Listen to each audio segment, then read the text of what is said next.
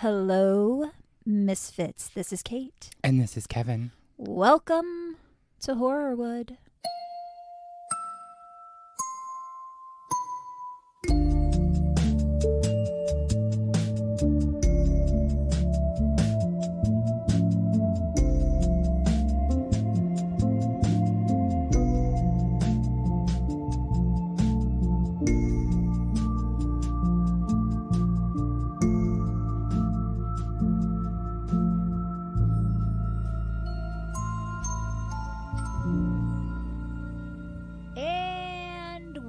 Back. And we're off. We're back with those Brandos. Brandos. It's part 2 of the murder at Marlon Brando's house. Mm-hmm. But before we get into that, we must address the fact that it is September. Oh my gosh, the season. Deadline for the Patreon has passed. So we are getting those gifts ready. The gifts. Whoop, whoop, whoop. So yeah, that's exciting. It's spooky season in my book, even though it is 96 degrees outside here. And it's pre-October, and it's just, everything is just, it just feels right. Spooky stuff is popping It feels up. good. Yes. I like it. I got so we were just talking about our coffees, because once again, Kevin has a pumpkin coffee. I'm always going to have, from now until probably end of November, I'm going to have a pumpkin coffee. I like that for you, Okay. actually. Honestly, I'm not against. I just personally don't like it. I But know. everyone out there that does, drink your fucking PSLs and live your best life. So I'll go to Starbucks on my actual birthday, and I get a giant actual pumpkin spice latte. Because your birthday's in the fall, and that's perfect timing for you. I think it's on Thanksgiving this year. Oh, wow. Do you like that or dislike that? I don't mind it. I Okay. feel like it's a holiday that doesn't really, like, you can combine them. You can have a really big, nice dinner and celebrate a birthday. Okay. It's hard to go out, though, because things are closed. Yeah, exactly. Well, shit. I'll just drink at home. But you could continue the celebration for the following weekend. Yeah. So, or the next day. Yeah, which What's is the day? That's like the shopping day, right? Black Friday? Yeah. He says. Before we start talking about this horrible case, I forgot to mention the passing of Clarence Avant. He was a music executive. He was known as the godfather of black music. Oh, wow. And we covered the murder case of his wife, Jacqueline Avant, a while back. I remember that. Yes. And he passed on August 13th. He was in his 90s. I mean, he lived a full life. Okay. But I meant to mention that when that occurred and forgot, but one of our Patronians, Katrina, reminded me. Thank you. So thank you for doing that. And also, Jimmy Buffett. That was really sad. So my sister and brother-in-law are huge Parrot heads, which is what his fans are called. I've been to concerts with them. They've probably been to no less than 20, I know. Whoa. They've been following him around ever since they've been together, and they've been together for decades. And that was so sad. He died of skin cancer. Oh, no. Horrible, horrible, horrible. So that is really, my aunt passed away from skin cancer? She had cancer. It started with skin cancer. And then she ended up with breast cancer. And then ended up with brain cancer. It just spread and took over. Awful. Oh my God, I'm sorry. Well, no, thank you. And that's really sad about Jimmy Buffett as well. Yeah, and he had an album that was supposed to come out later this year, and he was just one of those guys who was just like, let's all just be kind and have a good time. We need more of those people. Yes. Unfortunately, the Brandos are not those people. Oh, Kate, I'm just sitting here remembering everything you told me last time and how awful and ridiculous it was. Yeah. So when we last left you... Someone got killed. Dag Drollet. Christian Brando and his younger half-sister, Cheyenne, had gone out to dinner just to catch everyone up. That's where Cheyenne told Christian that her baby daddy, Dag Drollet, was physically abusive toward her. Christian, who was highly intoxicated at the time, returned with Cheyenne to his dad, Marlon Brando's house, where they were all staying, grabbed a .45 caliber handgun, and burst into the den where Dag was just chilling watching TV. Christian confronted him and claimed he only used the gun to scare Dag. But Dag reached for the weapon, the two men struggled, and the gun went off, shooting Dag in the face and killing him instantly. This is Christian's claim. Everyone in the house heard the shot and ran into the den, and Marlon immediately took control of the situation. When Marlon saw Dag, he rushed over to him and felt for a pulse. He said Dag did have a pulse, and so he began administering CPR, and he called 911. Christian wanted to flee the scene. He was like, I think the lift I ordered is here, gotta go. And Marlon was like, I don't think so. Maybe stay. Maybe just kind of hang tight. He managed to talk him out of leaving because fleeing the scene was not going to do him any favors here. No. The fire department arrived first, then the police, and it was Marlon who answered the door and brought them into the house. Christian and Cheyenne were sitting on the floor next to each other in the living room, and Christian had his arm around Cheyenne trying to comfort her. What a crazy thing for those police officers and firemen to just like, Marlon Brando answers the door and he's like, hey, fellas. And I think that they had some trouble getting into the gate because I think I mentioned it in part 1. He has like an iron gate all around the property. You did mention that. It's not easy to get in there, so there was some difficulty there. I think he probably had to be the one to answer the door because he's probably the only one who knew how to open the damn gate. So when the police found Christian and Cheyenne in the living room, they immediately separated them and placed Christian in handcuffs. Officer Steve Cunningham was the first cop on the scene and said that Christian was very talkative with authorities, just couldn't stop talking. Red flag. Christian said, I shot him, man, but not on purpose. We were both in a fit of rage. The gun went off. Please believe me, man. I wouldn't do it in my father's house. Again, I'm thinking of Chicago. I was just going to say that. The gun. I was literally going to say that. He told Officer Cunningham that the two of them had struggled for the gun and Dag, quote, went nuts. Christian was taken to the Hollywood police station and interviewed by Detective Steve Osty. Christian was still very drunk at this point, and the more he talked, the more he incriminated himself. Yeah, no shit. And he was kind of all over the place with what he was saying. Christian stated, quote, I did it because he hurt my sister. He was laying on the couch. He was fighting with my sister. I said, you leave my sister alone. We were both in a rage. The fucking gun went off. Later in that same interview, you pulled the trigger, dear. Sorry. I mean, you just showed me. I know we're going to talk about the crime scene photos, right? But yeah, we'll get there. Later in that same interview, he told the other officer, Officer Cunningham, that he didn't like Dag and said, "quote Man, death is too good for the guy." So he really wasn't helping his case.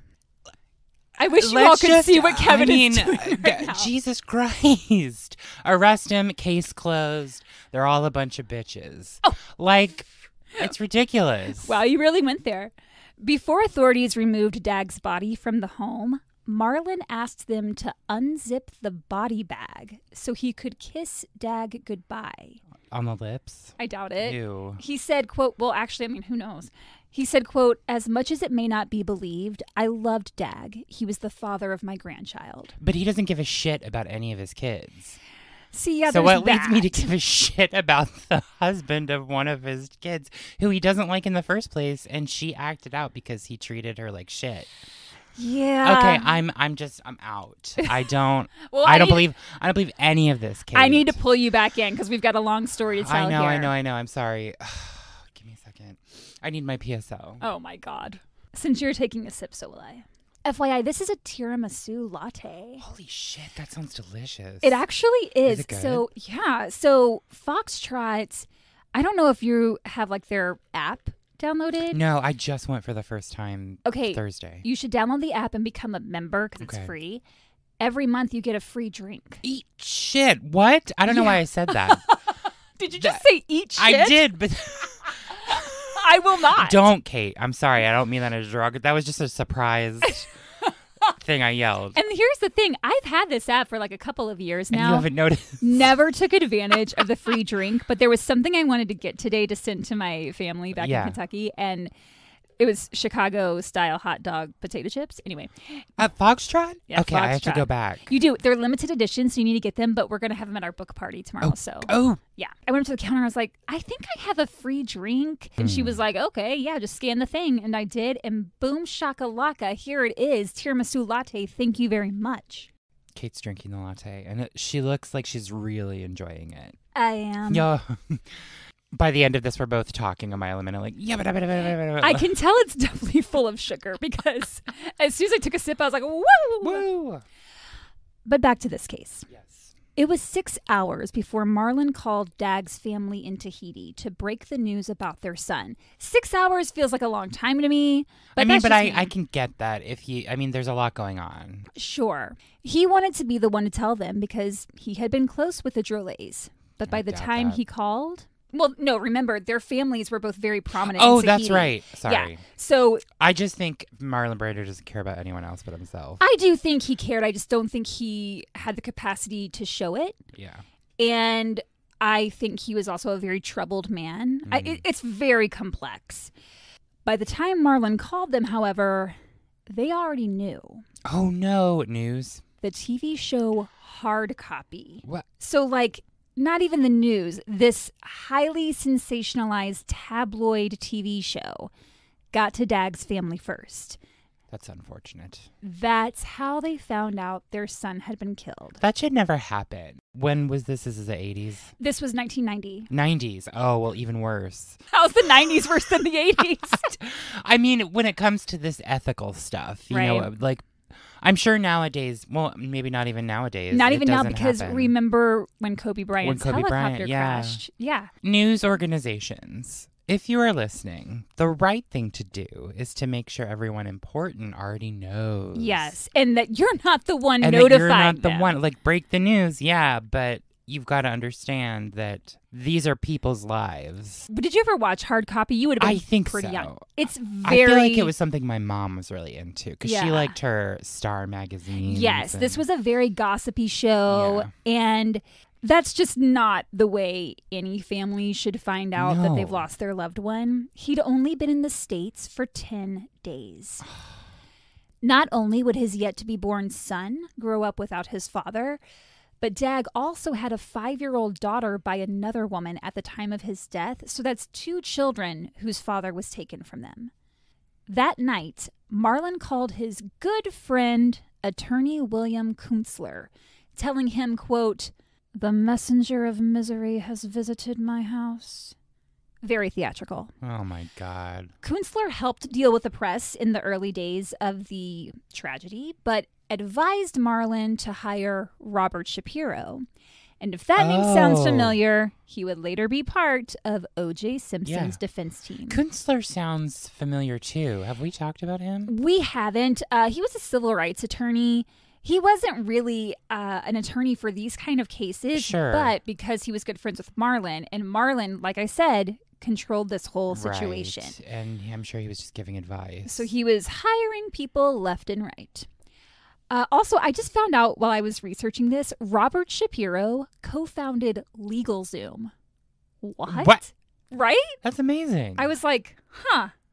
I mean, I have some mixed feelings about Robert Shapiro, but I have used LegalZoom. I was going to say. I feel torn about it, but I've stopped using LegalZoom because it's very expensive and it will rob you of all your money. This episode is not sponsored by LegalZoom. Deputy District Attorney Steve Barshop was assigned to the case, which, if that name sounds familiar to you, he was the district attorney in the case against John Sweeney for the murder of Dominique Dunn. Oh, yeah. Christian was held on suspicion of murder and later formally charged with murder along with weapons violations because inside the house, in addition to the gun used to kill Dag, officers recovered a shotgun, a .44 caliber carbine, and 2 unregistered, fully automatic firearms, an Uzi submachine gun, and an M14 rifle, which were illegal to own. Well, and wasn't Christian a gun collector? Yes. He started that. I remember he started that at a young age because no one was paying attention to him. Well, after he was kidnapped at the age of 13 that's right. by his own mother, he was afraid he was going to be taken again, so that's when he started collecting firearms. Christian's bail was set at $10 million, which was unusually high, even for a case like this. And even Marlon Brando didn't have that kind of money just lying around. That surprises me. It's a real misnomer because we think of celebrities who, are big movie stars. Oh, they have a ton of money. But the thing is, they don't necessarily have access to that money right away, and they don't have as much as people think they do. Really? Yeah. A lot of it is acquired from different things, especially now. Like, a lot of it's required from real estate and different things like that. Oh, because they always say their net worth. It's not necessarily like how much money they have on hand. Exactly. Okay, that's just me having weird ideas about Hollywood. No, I think that's the majority of the population has that idea is, oh, they're movie stars, they're super rich, which, yes, a lot of them are compared to, the average Joe, or the average Jane. Or people employed by Netflix right now. Have you been seeing those videos? There have been a few cast members from Orange is the New Black who've showed their, what's it called? The royalties after it starts airing, and depending on how many people have viewed the episodes. Pennies. Oh, yeah. That's pennies on the dollar. That's what the strikes are happening, like the WGA and SAG, because people think that those performers, the actual creators of these projects, are making bank. Not at all. And in today's streaming world, they're not getting jack shit because the studios are just like, it's all sucking for up us. All the money. That's so gross. It is. Good for them. For who? For the actors. Oh, my God. I'm actually pro big business. I am pro greed. No, not really. Not at all. The police report states that Dag was shot at a 45-degree downward angle just below his left cheekbone, and the bullet exited out his neck, and that his face was about an inch away from the gun when it fired. The LA coroner's office determined that Dag's cause of death was a gunshot wound to the head and neck. Marlon Brando hired a private forensic pathologist to conduct his own autopsy because he hoped for results that would support Christian's claims of the shooting being accidental, resulting from a struggle. Mainly, he wanted them to look at the angle that the bullet entered Dag because, based on the police report and that original autopsy, the gun would have had to have been fired from above, with Christian standing over him because Dag was on the couch, as opposed to it being fired on a more even plane. The results of that second autopsy were not made available. So that tells you something. Dag's family traveled from Tahiti to Los Angeles and asked to see Marlon, but Marlon refused. Why? It's never stated why, but I think we can draw our own conclusions. Because he knew that Christian killed him. I'm going to sit over here with no comment. Dag's stepfather, Albert Lacaille, said that they had basically accepted that it was an accident. They just wanted to talk to Marlon. No. Their families had known each other a long time. They wanted to see where Dag had been, gather his things, hear about his final days. Normal things that you would want if you lost a loved one. Mm-hmm. But when Marlon refused to see them, they were like, oh, this was no accident. Brando had his lawyer contact them later. And Lacaille said, quote, by then, we knew better how it happened and did not want to see him. Yikes. The media was all over the case. The press set up camp outside Marlon's gated home. Helicopters circled overhead. Some reporters even went digging through neighbor Jack Nicholson's trash. Oh. Not sure what they were going to find in there or what they thought they might find. I feel like it was just an excuse to go digging through Jack Nicholson's trash. It was a circus. Nicholson. All they found was coffee grounds and some fan mail. Which, Jack, don't throw out your fan mail. That's mean. Christian maintained the gun went off accidentally during this struggle. However, investigators found no signs of a struggle in the den. Mm-mm. But Marlon said he'd given Dag CPR, which if he'd done so properly meant he would have had to move the body to the floor so he could be on a hard surface. But Dag was found lying back on the couch. So either Marlon didn't attempt CPR or just didn't know how best to administer it. It also means we'll never really know exactly how Dag was positioned at the time he was shot. Some say he was sitting up and therefore was, there was this struggle. But if he was lying back, there was no struggle. He was lying back watching TV. Yeah.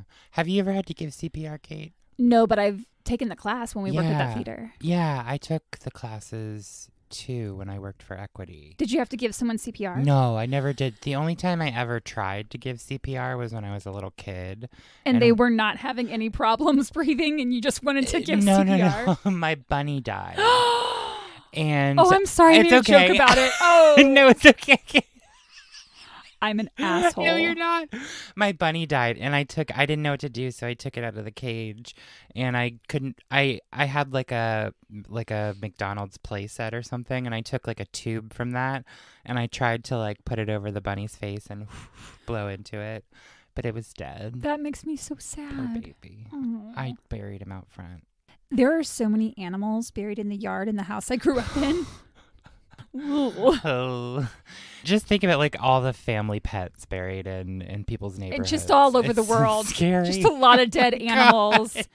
That's a conversation for another time. So we don't really know how Dag was positioned. What we do know is that in one hand, he was holding the TV remote, and in the other hand, he had a cigarette lighter, as well as tobacco papers in a tobacco pouch. Mm-hmm. I feel like if someone has a gun to your head, and you reach for it, as Christian claimed Dag did, you're going to drop whatever your hand is holding so you can grab the gun. If there was a struggle, why would he hold on to the remote and the tobacco and the lighter? He would drop it. So Christian, if you remember from part 1, said that he turned to leave the room, but his arm was still outstretched towards Dag, which, why is your arm still outstretched if you're leaving the room? But okay, Christian. Then as Dag... if that is the case, I'm going to immediately drop what's in my hands and try to knock that gun out of Christian's. Right. But if he didn't have time to do any of that, if he was taken by surprise and he was just watching TV and Christian just walked up to him and went, boom. I think that's exactly what happened. I don't think you can convince me otherwise. Well, let's see if the court felt the same way. Boo! I hope so. Los Angeles Fire Captain Tom Jefferson was the first official to walk into the den and look at the scene. And he said when he did, the TV was flipping through the channels because Dag's thumb was still pushing buttons on the remote. How fucking eerie is that? I don't like that. I showed Kevin the crime scene photo right before we hit record. What a way to start the day. Yeah, sorry about that. That's okay.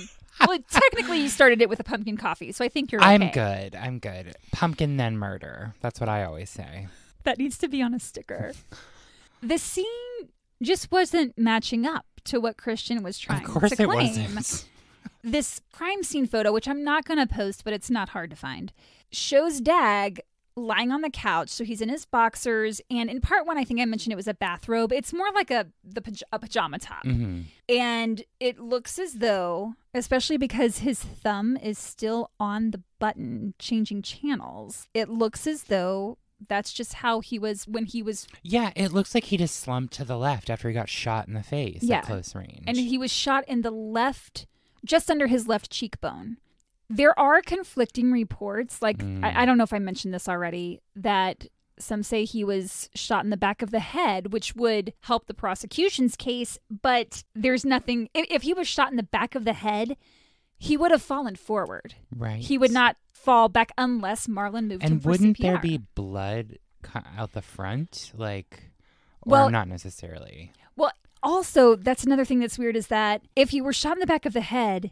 For that to be plausible, Dag would have had to been sitting up, and Christian would have had to duck down to shoot him at an upward angle so that the bullet would go through the back of the neck and out the cheekbone. Yeah, right. That did not happen. Nope. It's weird that was even brought up because that was to help the prosecution's case. But again, there's nothing verifying that, and we have the autopsy report and the police report, so he was shot at a downward angle. At close range. At close range in the face. Cheek. Christian's story really took a hit when Cheyenne herself gave a statement to police saying, quote, "The shooting was not an accident like everyone's trying to make it out to be. It's a murder, in case you didn't know it." She went as far to say that Christian had spoken several times about killing Dag. So she's just throwing her brother under the bus. But isn't she also going through some shit right now? Yes, she is having a lot of trouble with her mental health. Right. She's been dealing with that. She had that car accident.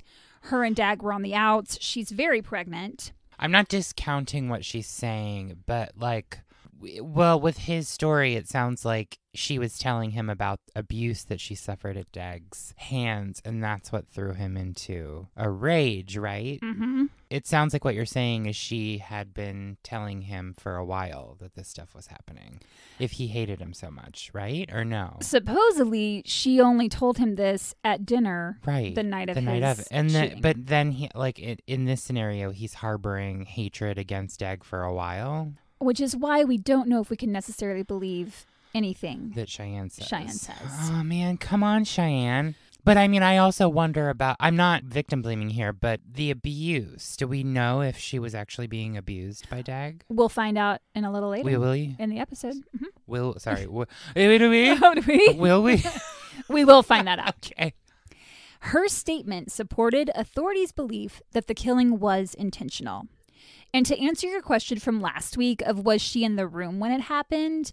No, she was not. Oh, okay. Christian and Dag were the only ones in the den, and Marlon, Cheyenne, and Cheyenne's mother, Tarita, were in other rooms of the house. No one else was home, and that's all according to Police Lieutenant Ron Hall. So she didn't see the killing with her own eyes, but her statement was enough for prosecutors to try to serve her papers as a material witness. Because when someone tells you, hey, this wasn't an accident, it was murder, you're going to want to have them come in. However, Marlon Brando was like, whoa, girl, whoa, Cheyenne, slow your roll.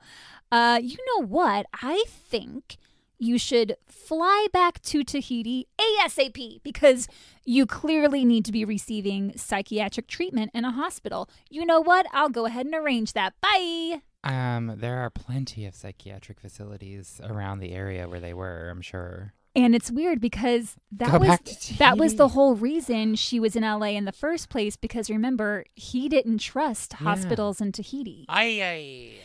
So he quickly got her out of the country. With Cheyenne back in Tahiti, this meant that under French jurisdiction, U.S. authorities could not subpoena her to testify. There you go. I mean, that's why he did it. She was charged in Tahiti with complicity in Dag's death, but those charges were eventually dropped.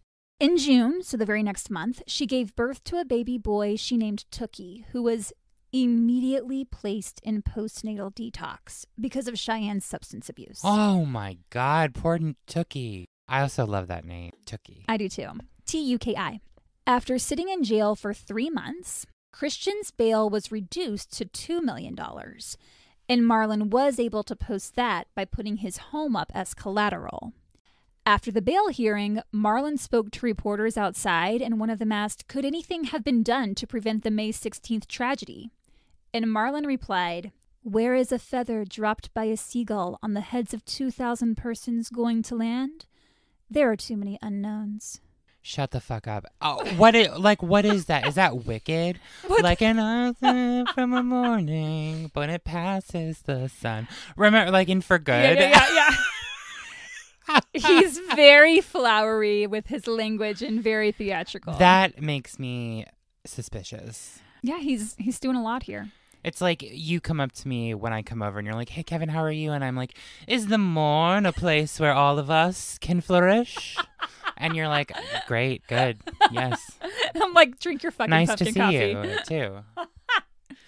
For the next few months, prosecutors in the U.S. tried repeatedly and unsuccessfully to have Cheyenne return to the States so she could testify against Christian. Because she was like, oh, yeah, no shit, this was a murder. Right. During which time she intentionally overdosed on tranquilizers and antidepressants and ended up in a coma. She did recover. I was going to say, did she pass? She did recover, okay. But then tried to hang herself with a dog leash. Oh, I feel so bad for her. Jesus. That's the thing. Yes, there are lots of tragedies in here. We're not trying to defend anyone. But at the same time, it's like you kind of see the downward spiral. Yeah. Like it's almost like these children of Marlon Brando didn't stand a chance. No, and that's terrible. Like that's really, really, really fucking terrible. Yeah. So usually when we're covering a case, I always try to put the victim first and really focus on them. And in this case, technically, Dag Drollet is the victim.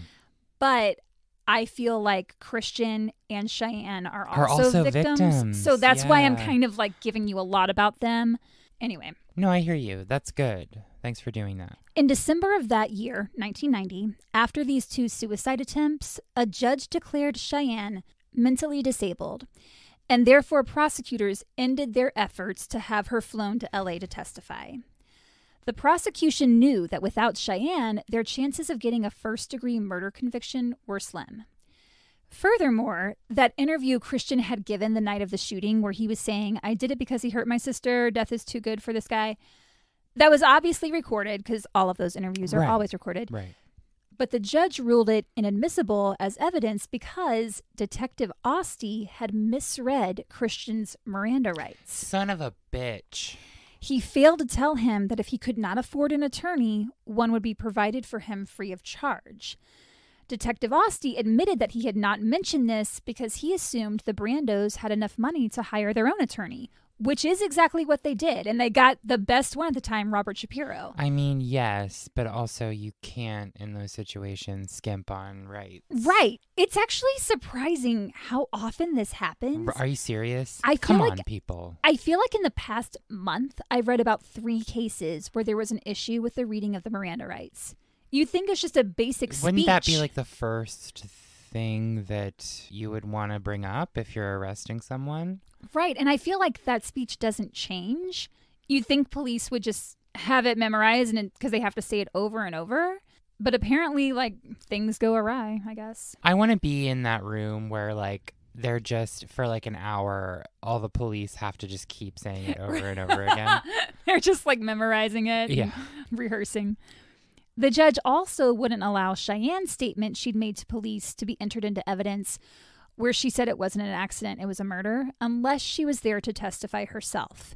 And since that wasn't going to happen, with the prosecution's case in shambles, defense attorney Robert Shapiro pushed for plea negotiations. Prosecutor Steve Barshop agreed this was the best way for them to go. He said, quote, "With Cheyenne, this is a murder, at least a triable murder. Without Cheyenne, we can't legally prove malice, and without being able to prove malice, this case is a provable manslaughter." In January 1991, Christian Brando, who had been out on bail since the previous August, pleaded guilty to voluntary manslaughter. He remained out on bail until his sentencing hearing at the end of February. I had to look this up because I was like, if you plead guilty to killing someone, how are you out on bail? Wait. I mean, when you say, sorry, I don't mean to laugh, voluntary manslaughter, murder. It's 2 different terms. Fine. Just to clarify that it is 2 different terms. But like, do we not see the correlation to those terms? So it's apparently up to the court to decide if you're taken into custody immediately or remain out until your sentencing hearing. I'm interested in voluntary manslaughter now. Like, I kind of want to know what. What do you mean you're interested? No. Don't get any ideas, Kevin. No, but I'm just thinking, like, in what situations would, because usually you hear involuntary manslaughter. Right. But voluntary manslaughter. That means that you didn't intend to kill the person, but that you were aware. Trying to hurt them? Not necessarily. It's that you were aware that what you were doing could lead to death. So if Christian walked in holding a gun towards Dag, you know that could. Oh, I see. That could result in his death, even though that wasn't his intention. Whereas if it were murder, in this case, they were trying for first-degree murder, that has to do with premeditation. So if it's premeditated, Got it. So, okay. That feels like a fine line to walk on. Because, like, what if I'm walking into a room with, like, a heavy pan and I trip and it flies and hits Spencer in the face and he dies? Is that involuntary? That's involuntary. Okay. Because we wouldn't think that me tripping and a pan going to flying would be deadly. Exactly. That's involuntary. Okay. Yeah. It's Watch interesting. Out, Spencer. Oh my God. I'm kidding. I tripped, officers. Well, now we know you've just admitted it here. I'm kidding. So, this is recorded. So this is going to be admissible. Just FYI. Wonderful. Take it. During the time between the shooting and the sentencing hearing, Christian worked hard to get his life together. And I think this is probably part of why he was allowed to remain out on bail. Also, I'm sure the Brando name didn't hurt. He attended AA meetings, he got work as a welder, and he accepted responsibility for his actions. The night before his sentencing hearing began, he gave an interview to the LA Times. He talked about going to court and said, quote, "I've been coming through those doors since I was a kid," which is just really fucking sad because of all those custody battles. Yeah. He was in and out of court so much. Mm-hmm.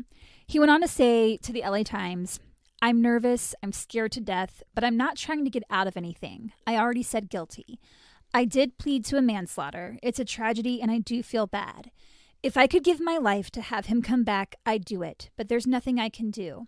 I have to live with this for the rest of my life. I wake up with it and go to sleep with it. But are people going to spit on me all the time?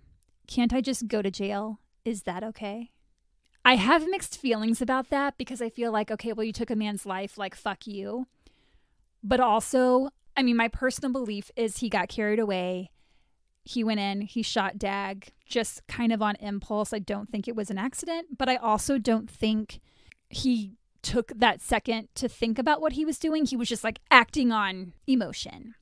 And given everything that has led to that point in his life, you do kind of feel, well, I'll speak for myself. I can see why. I can absolutely see why. But he killed somebody. Right. He murdered someone. Yep. I'm sorry, but like you really fucked up. Like he really fucked up. Yeah.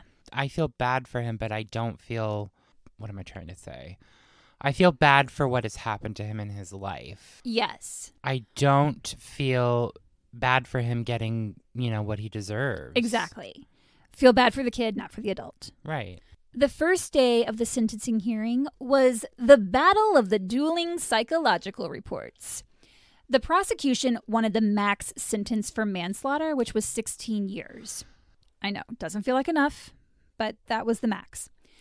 And they really went hard on Christian's past, in particular, a marriage he had when he was in his early 20s. To who? He was married to a woman named Mary McKenna for 5 years, and it was a rocky relationship. According to their divorce proceedings, they fought constantly, and he had threatened her with a gun. So the prosecution's trying to set up a pattern of violence. Mm-hmm. Mary McKenna testified at this sentencing hearing, saying that the things mentioned in the divorce proceedings were exaggerations. She said, quote, "I was angry with Christian at the time. I was just trying to teach him a lesson. He was acting like a brat." So what? Like, did you just make up a bunch of abuse to try to fuck him over? Or are you covering for him now? And if so, why? Yeah, that's weird. When asked about the, quote, loaded rifle he'd been accused of threatening her with, she laughed and said, "It was a little toy, a plastic gun, left by a kid she'd babysat." Okay. She had gotten a restraining order against Christian when going through the divorce, and when asked about that, she said she only did it because her attorney had advised her to. So she really downplayed all the troubles in their relationship, which, unless she truly believed that Christian would not have intentionally killed someone, I'm not sure why she would do that. Well, yeah, I don't understand. Like, what's the motive here for her to do that? Not sure. But I will say something happens later in Christian's life that we'll get to. Okay.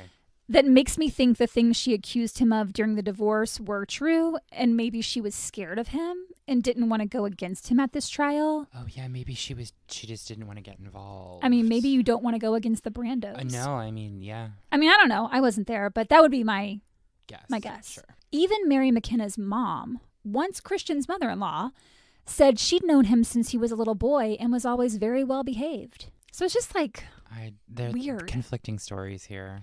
LA County Coroner Joseph Kogan performed the initial autopsy and testified that according to his findings, the victim, Dag Drollet, was shot from extremely close range while lying down. Oh, okay. Yep. But then there was that independent forensic pathologist, his name was Michael Baden, that Marlon Brando had hired. Right. He testified. Oh, he testified because he didn't release his findings. Correct. But he testified that, quote, gunshot residue tests suggest that the victim's hands were near or on top of the weapon and that the fatal wound indicates the gun was moving as it would in a struggle. He also said the path of the bullet shows the victim would have been seated, not lying down. So he's trying to set up this scenario where Dag had gotten up or sat up, and he says the hands were near or on top of the weapon. So that tells me they did not dust for fingerprints of that gun. No. Was there actually residue on his hands?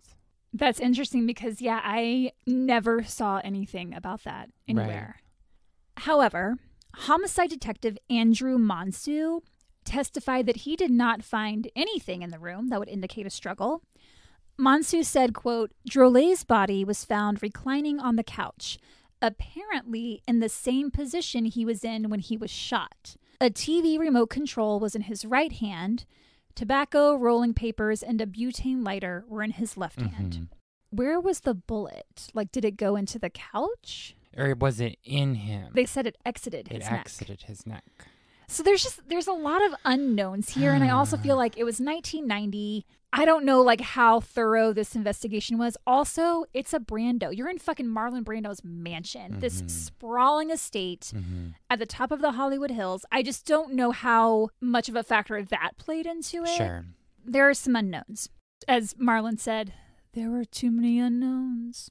Then Christian psychiatrist Dr. Saul Fairstein took the stand. He testified that Christian suffered from chronic depression, which, yeah, he probably did, and that his substance abuse and difficult childhood led to a diminished mental capacity, which lessened his ability to form an intent to kill.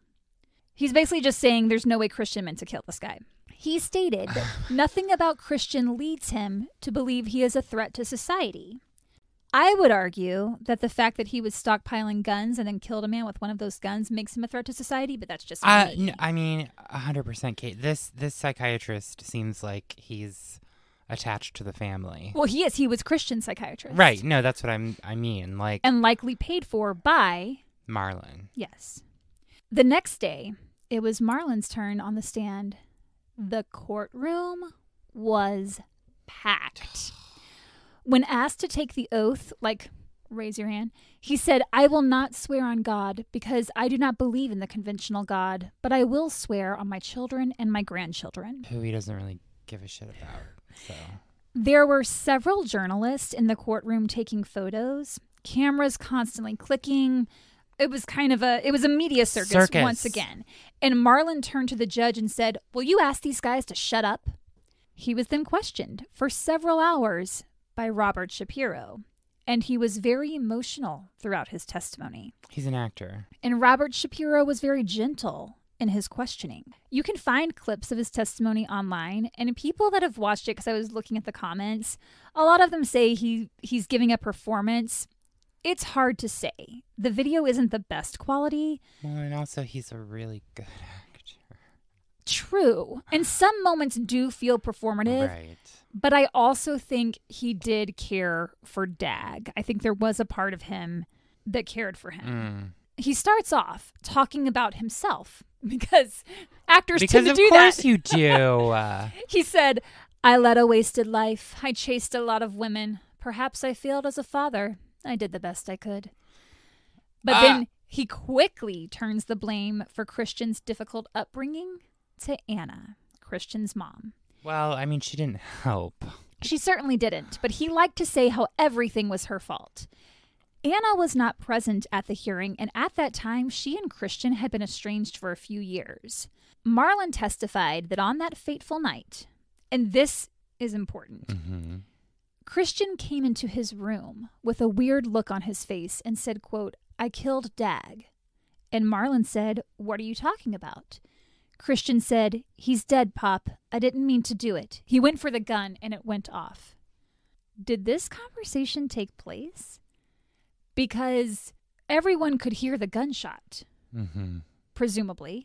Yeah. And ran towards the den. Right. I don't know. It's hard because Cheyenne says something later. I never know who to believe in this. That's the problem. Sometimes Marlon would barely whisper his responses. Other times he was yelling. At one point, he gets angry and says, this is the Marlon Brando case. If Christian were black, Mexican, or poor, he wouldn't be in this courtroom. Everyone wants a piece of the pie. That is a quote from Marlon Brando. Then he turned directly to Dag's family, who are sitting in the courtroom, and spoke to them in their native French, saying, "I cannot continue with the hate in your eyes. I'm sorry with my whole heart." Even though he refused to even talk to them when they came to Los Angeles. This is so disgusting, Kate. It's just, it feels so performative. I know I'm not even watching it, but I can just imagine it. Like, boo, I don't like any of this. I'm not trying to say he wasn't being genuine, but it does feel like he knew how to play to the audience. I don't think he was being genuine at all. I'm just going to say it. Nothing about him is genuine. Like, from what you told me about how he treats people in his life, it's like garbage. And now he's up there like, oh, my poor babies and you poor people. It's like, shut up, dude. You're just trying to cover for yourself and make yourself look better because this is like a PR thing. And that's the thing. I wonder how this case would have gone had no one in it been famous. Right. How people would have acted, how the people involved would have acted. What was the like public consensus at the time? Was there what were tabloids saying? What were newspapers saying? It was mostly like Christian Brando's son kills. Okay, so it was just kind of focused. Okay, yeah. I see what you mean. I mean, I know Marlon didn't kill anyone, but I think he's helping to cover it up. I agree. Allegedly. The next day, when it was Christian's turn to speak, he said, quote, "If I could change places, I would. I'm prepared for the consequences." Well, it's interesting that he took the stand. I think that's just more of a perfunctory, do you have anything you'd like to say? Oh, kind of it was a thing. comment. It wasn't a question. Okay, because Yeah. I was like, it's very rare that people who commit the crime take the stand. No, I think he just stood up and was like, "My bad.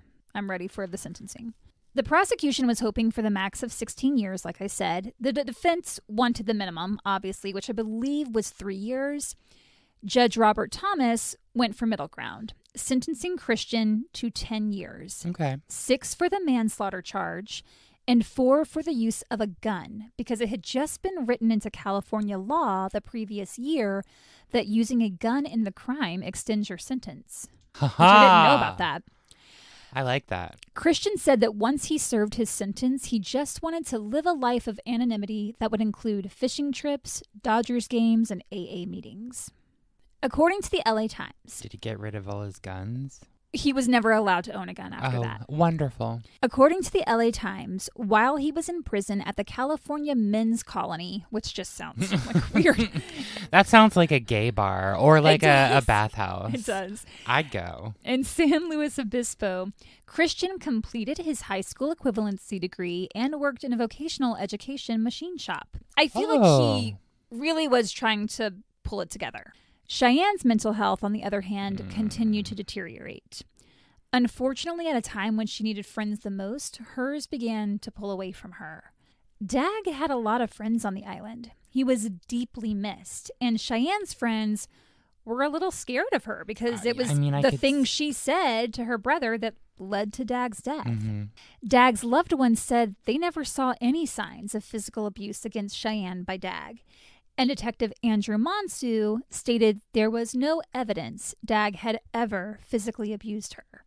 So her friends became afraid of her. Like, what's she going to say next? Who's she going to accuse this time? Cheyenne was formally diagnosed with schizophrenia, and her friends said she had only been taking her medication off and on, which you don't really want to fuck with that. Do that thing kind of stuff.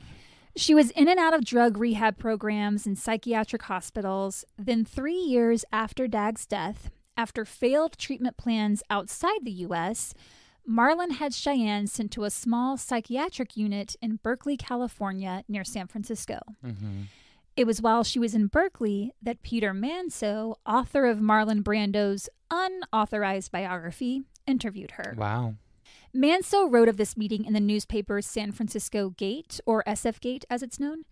He spent several weeks getting to know her, and their interview lasted for 3 days. Whoa, that's a long time. Yeah. She told him that at that point, she and Marlon were no longer in communication. She said he didn't even send her a birthday card. Jesus fucking Christ. Cheyenne said, so this is interesting. Cheyenne said that it wasn't Christian she had talked to about Dag during that Los Angeles trip in 1990. It was Marlon, in an attempt to get his attention. She said, quote, My father was responsible for my fiance's death. I think that he probably talked about Dag and me to Christian early on the day of Dag's death. And Christian is weak and crazy, and his greatest joy in life, his nirvana, is to please Marlon Brando. Oh, yikes. Wait. Okay, so let's just take a step back here. Yes. So she said that she was telling those stories to get Marlon's attention. She said she told them to Marlon. She told them to Marlon, not to Christian. Correct. That's what she's telling Peter Manso. And so Marlon is relaying that to Christian? That is Cheyenne's claim. Take it back to the day of the murder or the time of the murder. Wasn't Cheyenne supposedly telling Christian at that time? Yes. So she is claiming in this interview with Peter Manso that Marlon must have said something to Christian earlier that day.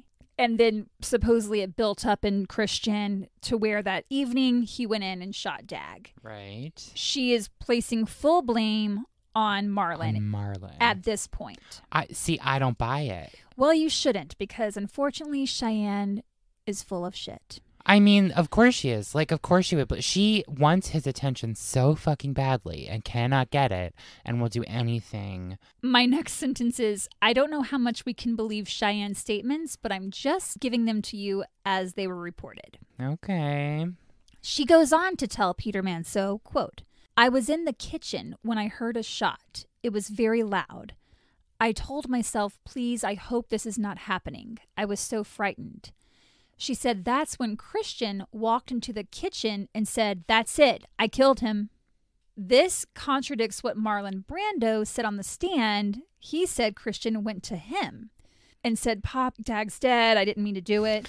Christian just walked around the entire house and was like, I killed someone. Went outside to strangers. I just shot some guy. So yes, there are a lot of stories flying around among the Brandos. What about the mom? What did We never hear from her. At least it's never reported in the papers of what she might have said. Ugh, of course not. Cheyenne would later admit that the story of abuse was false. Motherfucker. Does she know that she killed her husband? Yes. The things that she said led to the death. Yes, and that is something that never left her. Good. It shouldn't. We're going to talk about an interview Christian does later in his life that supports the story, the original one that she told him at that dinner at Musso and Frank's. Right. That guy shouldn't have talked to her. I'm sorry. Like, she's not reliable. She makes up stories and shit. I'm so sorry to what's happened to her and that she has to suffer through mental illness.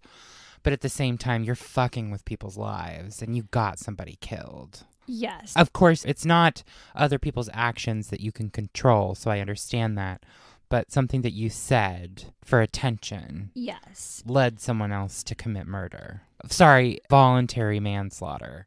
You mentioned, she shouldn't have talked to Peter Manso. He's just reiterating to this newspaper, the San Francisco Gate, what Cheyenne had told him. Okay. Well, no, I mean, I'm not blaming him. I'm just, Right. No, I understand. I know about your feelings of Cheyenne. We're going to talk a little bit more about her, and we'll see that she is not mentally in a healthy place at all. She hasn't been for a long time. So when she moved back to Tahiti, had the baby originally... Tookie was in the care of the Drollets. Eventually, Cheyenne's mother, Tarita, won custody, which Cheyenne did not enjoy. What's she going to do now? In the fall of 1994, so remember, she's still at Berkeley at this psychiatric hospital. Cheyenne announced she had a new boyfriend and would be leaving the hospital in Berkeley. This prompted Marlon to reestablish contact with her. Why? He wanted to meet this guy. And when he did, he determined this new boyfriend was only trying to get a piece of the Brando fortune. So he agreed to buy Cheyenne a ticket back to Tahiti, something she'd been hoping for more than a year. Tookie remained in custody with Cheyenne's mom, even though Cheyenne was now back, which pissed Cheyenne off. Yeah. She stopped taking her medication and she started using drugs again. She behaved erratically. It was reported that one day she stood in the middle of the island's busiest intersection and began directing traffic. This is a woman who's clearly in need of help, and she's not getting it. She's not getting the help she needs. And this is the real tragedy of this story. A few months after that, she nearly overdosed on pills again and ended up in the hospital. Doctors said she had suffered brain damage, and upon releasing her, they said she would need constant supervision. Sometime in March of 1995, Cheyenne petitioned to have guardianship of her son returned to her, but her mom's lawyer and the judge believed that she was still mentally incompetent. Mm-hmm. And at this time, she's living with her mom, so I do believe she got to spend time with Tookie and see him, but she did not officially have custody of him. Right. According to some people on the island, Marlon then arranged for her to return to California and go back into the hospital. But she didn't make it to California. April 16th rolls around. It's Easter Sunday. Cheyenne's mom, Teresa, left the house to go to church, presumably taking Tookie with her. And Cheyenne's brother, Tehotu, was to watch over his sister. Mm-hmm. He was out of cigarettes. So he was like, Cheyenne, I'm just going to run out for a few minutes to get some cigs. I'll be right back. Well, Cheyenne used this opportunity of having the house to herself to go into her bedroom, tie a phone cord to one of the beams on her ceiling, and hang herself with it. She had completed suicide. When Tehotu arrived back at the house just a few minutes later, he went to check on his sister and found her hanging in her bedroom. Oh my God. He cut her down and laid her on the bed and called emergency services, but they couldn't save her. She was 25. Jesus Christ. Cheyenne's mother and Dag's mother led the funeral procession together. Mm-hmm. They had been estranged ever since Dag's death. Mm-hmm. Now they were both in mourning, united, but under the worst circumstances. Right. Cheyenne was buried in the Drollet family crypt, which I found surprising given the circumstances surrounding Dag's death. I wouldn't think the family would want her in there. I wouldn't either. And on Crime Library, which gives a lot of information about this case, I read that it was Marlon Brando that requested she be buried there and that the Drollets agreed.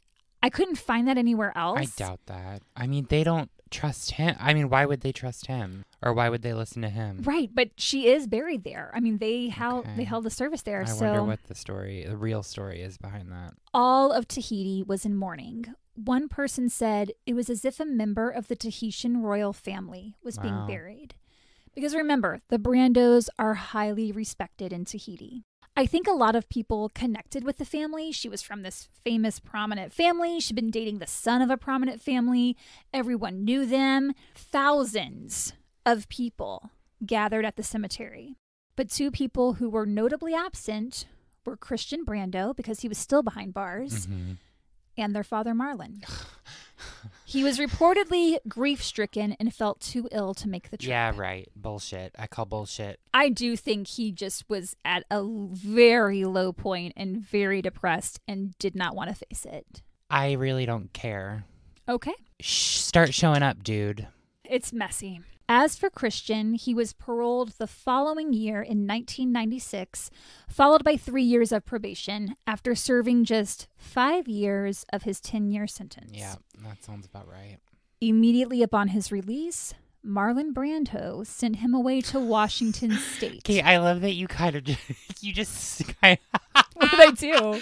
You said Marlon Brando. Okay, I thought that's what came out of my mouth, but I was like, I'm just going to go with it. Kate did a very, subtle read. So, Marlon Brando. I didn't mean to say it like that, but we're going to keep it. I love it. I think you should only say it that way. He really likes to control where his adult children live, apparently. Amazing. Whether it's in a mental institution or prison. Joanne Corrales, whose family Christian had stayed with before, sponsored him while he was on probation. It seemed like he dealt with a lot of trauma following the shooting and his time behind bars, and it wasn't long before he began using drugs and alcohol again. Man. And Joanne Corrales, unfortunately, Christian was kind of too far gone for her to pull him back. According to Deborah Presley, someone Christian had known for several years who he would later go on to marry. Oh, shit. Christian had always drank heavily, smoked pot, and snorted cocaine, but during the 6 years he lived in Washington after his release, he became addicted to crystal meth. Oh, okay, that's a step in a bad direction. And this is just according to his ex-wife, Deborah. Okay.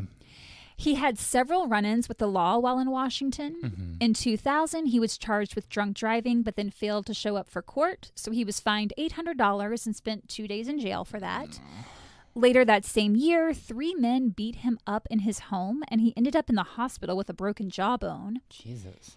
In 2001, police officer Brad Gillespie answered an emergency call at a home not belonging to Christian and found him under the kitchen table there, surrounded by chairs and screaming that a monster was after him. Oh, oof. Officer Gillespie said, quote, "I've dealt several times with Christian Brando. He's very prevalent on the drug scene." The following year, 2002, Christian found himself in the middle of another high-profile murder case, that of Bonnie Lee Bakley. Oh my God, I know that one. She was the wife of Robert Blake, who was murdered one night in 2001 while sitting in Robert Blake's car. We're going to cover her case in depth, but just to give you a summary of Christian's role, Bonnie reportedly began contacting Christian while he was in prison. What? The two didn't know each other, but she liked celebrity and liked reaching out to them. Mm-hmm. She began a flirtation the old-fashioned way by sending him nudes. They met once he was paroled and began a relationship. Then Bonnie met Robert Blake, so she was seeing both men at the same time. Wow. She got pregnant and thought the baby was Christian's. She even named her Christian Shannon Brando after him. But a paternity test later proved Robert Blake was the father, so she renamed the baby Rose Lenore Sophia Blake. She was like, probably shouldn't name him after that other guy. After she was killed, Robert Blake was charged with her murder in 2002, and while he was in jail awaiting trial, his defense lawyer released a recorded phone call between Christian and Bonnie, because apparently she recorded all of her phone calls, where Christian says to her, quote, "You're lucky somebody ain't out there to put a bullet in your head." At Robert Blake's civil trial in 2005, Christian confirmed that was his voice on the tape, but took the Fifth Amendment and refused to answer any questions. Fair. Investigators did clear him of any involvement, but her case officially remains unsolved. And like I said, we'll go into a deep dive. Okay. Yeah. After Marlon Brando's death in 2004, Christian moved back to Los Angeles and into his father's home and married Deborah Presley later that year. The two of them lived in the house until the executors of Marlon's estate kicked them out. There was a lot of controversy regarding Marlon's estate after his death. Mm-hmm. To summarize, 2 weeks before he passed, when it's believed by many he was suffering from dementia, his will was modified. That always raises questions. Red flags. The executors on the will, Joanne Corrales, his longtime business manager and guardian to Christian for so many years, and Alice Marchak, a woman considered Brando's most trusted friend for more than 50 years, were replaced. The new executors were film executive Mike Matovoy, Matovoy's brother-in-law accountant named Larry Dressler, who Brando had never met, and Avra Douglas, who was a friend of one of Brando's many kids. The whole thing with the will is a story within itself. Suffice to say, Christian and Deborah were getting kicked out of the house. According to Deborah, Christian was pissed and repeatedly threatened to kill Mike Matovoy. Oh my God. Deborah and Christian were married only a few months, like 3 months, divorcing in early 2005 when Deborah ended up in the hospital with injuries she claimed he caused. Authorities charged him with spousal abuse, to which he pleaded no contest. He was placed on 3 years probation, ordered to enter rehab, as well as a spousal abuse prevention program. Now homeless and single, oh my God, Christian quickly moved on and in with a woman named Donna Guion. He moved into her small one-bedroom apartment off Sunset Boulevard. It's reported they had a very tumultuous relationship and argued constantly. But Christian didn't know where else to go because he had no money and no steady job. Right. Later that year, his ex-wife Deborah, along with her daughter, so once his stepdaughter, filed a lawsuit against Christian for violation of their civil rights, assault, domestic violence, battery, and emotional distress. According to the lawsuit, Christian repeatedly struck Deborah and threatened to kill her in front of her daughter. He allegedly raped Deborah, and also made threatening remarks to the daughter. Christian countersued, alleging that Deborah had broken into his home and beaten him because he wanted to annul their marriage shortly after the wedding. They settled their suits against each other in 2007. Oh my God, that's insane. It's a lot. But before their divorce in 2005, Deborah had called up Champ Clark, a reporter for People magazine, asking if he would like to run an exclusive story on her wedding to Christian Brando. This was clearly a publicity grab that I think she talked Christian into, perhaps with the hope it would have a financial benefit, right. I'm guessing. So while Clark was talking to her, he could hear the sound of a harmonica. That word doesn't want to come. The sound of a harmonica playing in the background. And he said, "Is that Christian? I'd love to get a quote from him." So Christian gets on the phone, which was the beginning of a friendship that lasted until Christian's death. When Clark told him he wanted to write a story about him, Christian said, "Me? You want to write about me? Nobody has ever wanted to tell my story." So Clark met with Christian on several occasions, including after his split from Deborah and once he was in the relationship with Donna Guion. He said the most poignant thing Christian ever told him was after he was released from prison, he invited both his parents to dinner. He said, quote, "Not once in my entire life had I ever sat down at the dinner table with the two of them together as a family. Wow. And I got this crazy idea into my head that I could make that happen," which is really sad. That is really sad. Jeez. Not only did Marlon and Anna both refuse the invitation, they each accused him of being high on drugs. He just wanted to have a family dinner. God.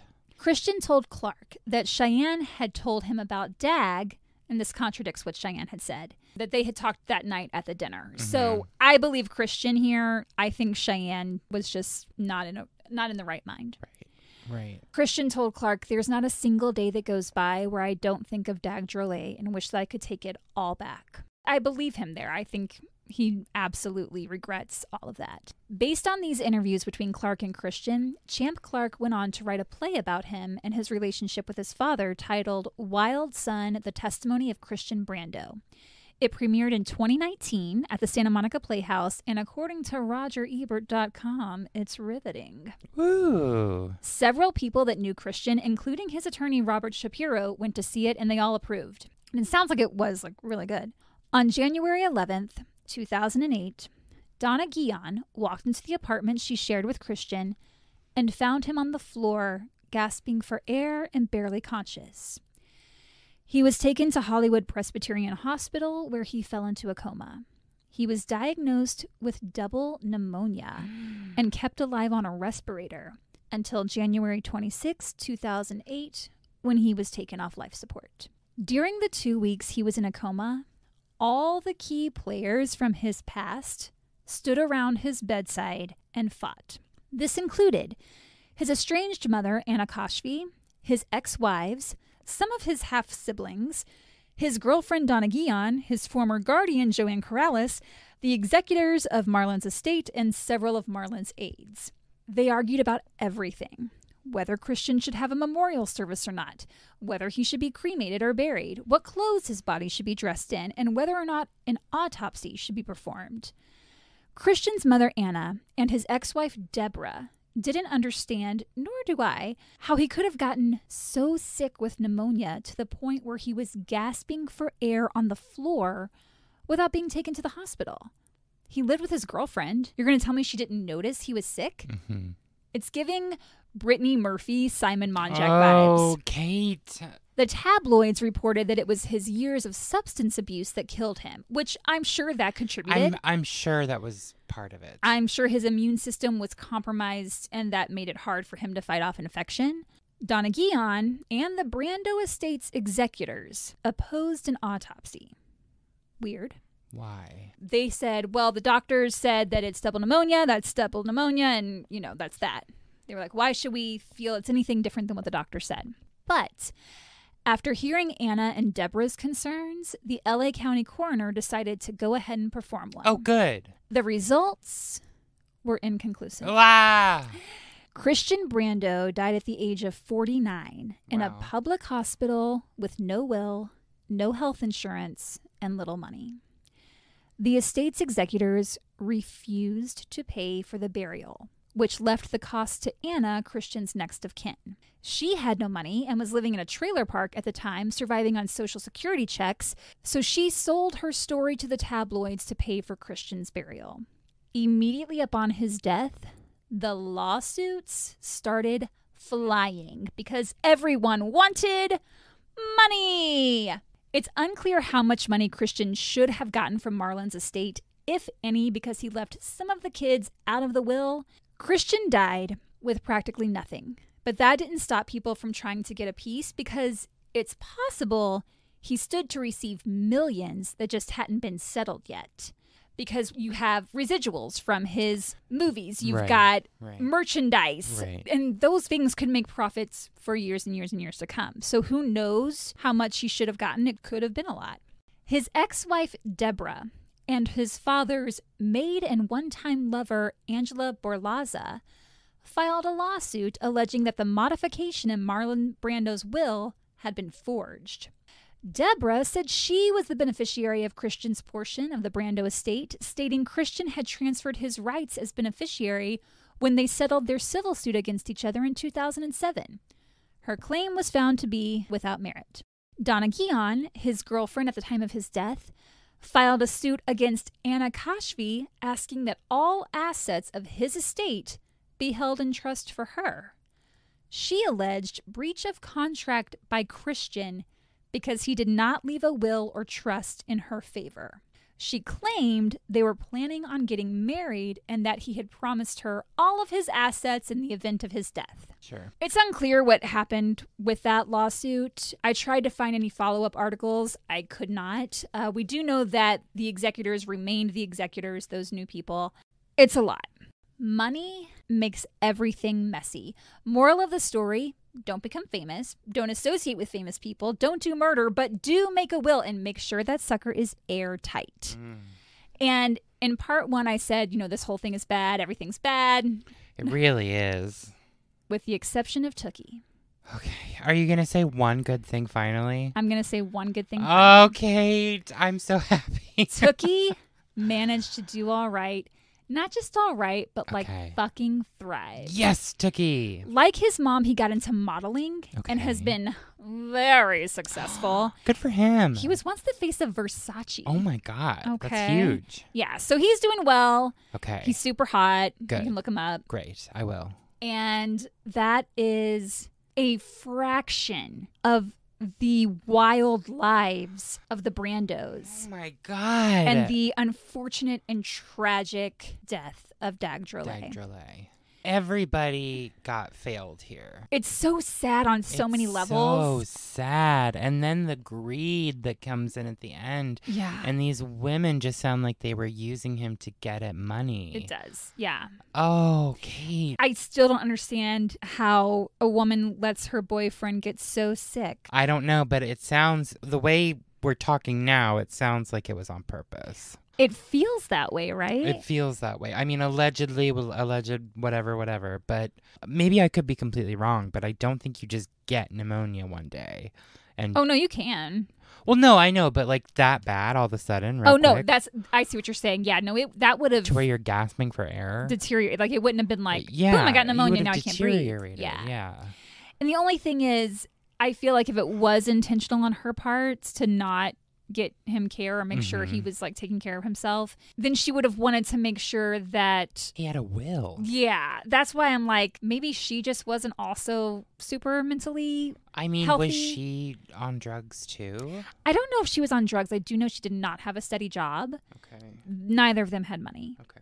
It's really sad on all levels, except for Tookie, who is a successful model. Well, good for Tookie. Fuck everybody else. Yep. But don't fuck you guys, because you guys are awesome and we love you. Oh, yeah. Thanks for listening. And you can share that love on Instagram, Facebook, or YouTube at Horrorwood Podcast. Or you can send us an email at horrorwoodpodcast@gmail.com. And if you're liking what you're hearing and you want to hear more and you want to hear bonus episodes, you can become a Patreon subscriber at patreon.com/horrorwoodpodcast. Thanks, everybody. Stay spooky. Get a coffee. Enjoy your day. Be nice to people. Don't do drugs. murder. Don't do murder. Don't be famous. Don't be famous. Make a will. Just enjoy your day. Stay quiet. Don't talk to anyone. Don't talk to anyone. Don't look at anyone in the eye. Just put your music on and walk forward. But eyes down. Don't put music on if you are alone and outside because people can come up and grab you. Don't do that. Yes. Stay in well-populated areas. Even then, someone could grab you. So just make sure you're staying alert. Stay alert. Don't hang out with liars. Liars suck. But you might even know they're a liar. I know. But if they come up to you and they're talking like, oh, look, grandiose speech. If some stranger comes up to me and goes, oh, you know, I'm going to run the other way.